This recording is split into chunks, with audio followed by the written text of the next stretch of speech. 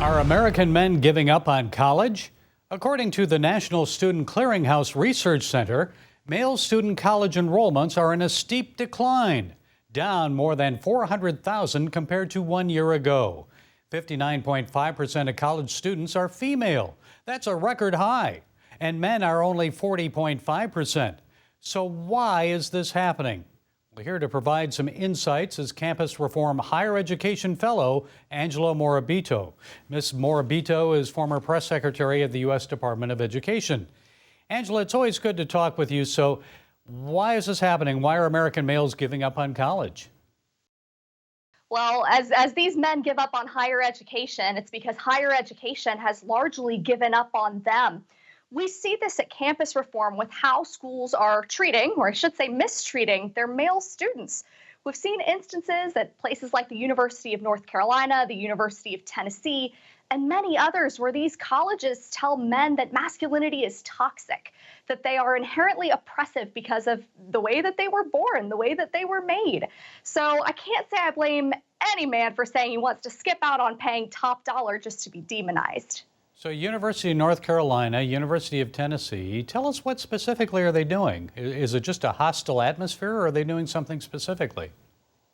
Well, there are hostile atmospheres across the country, but those two schools in particular have hosted programming that was blatantly anti-men. It told them that masculinity was inherently harmful. It told them that being a man, being male was something that, almost like something they needed to fix in themselves. So those are just two examples of something that's taking place across the country. And it's more than just programming. When I was at the Department of Ed, I saw firsthand how these Title IX processes at schools can really be used to mistreat men.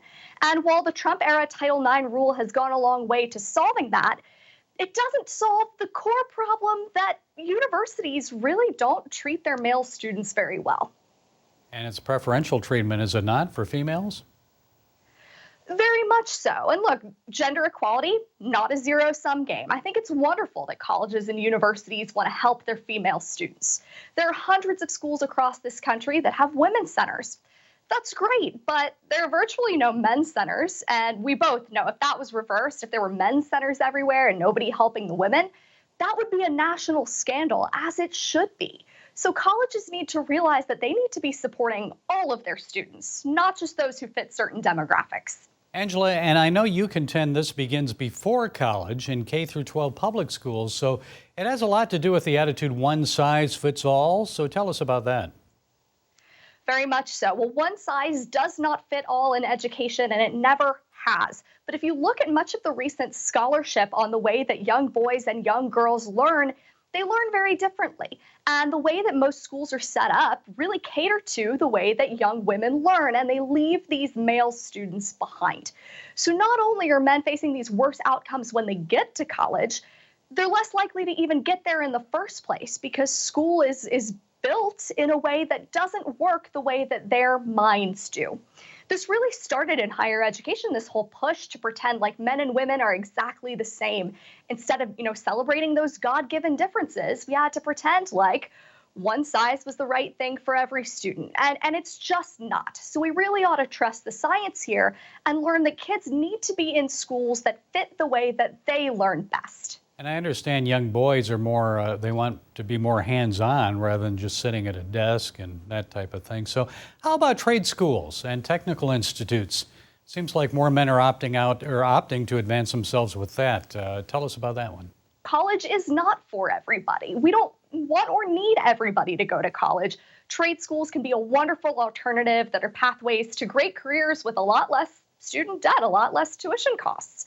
So we see men flooding into these trade schools where, sure enough, they're more likely to cater to the way that men learn, which is hands-on learning, learning by doing, as opposed to things that are more typically associated with the female mind, which is sitting at a desk and learning, reading quietly, activities that, we shouldn't be surprised to see men aren't finding their way in. And finally, Angela, quickly, how will fewer males getting college degrees affect American society in the long run? Oh, wow, that is a huge question. Well, first of all, it affects the job market, of course, because, a lot of jobs do require bachelor's degrees. So that applicant pool is going to be majority female.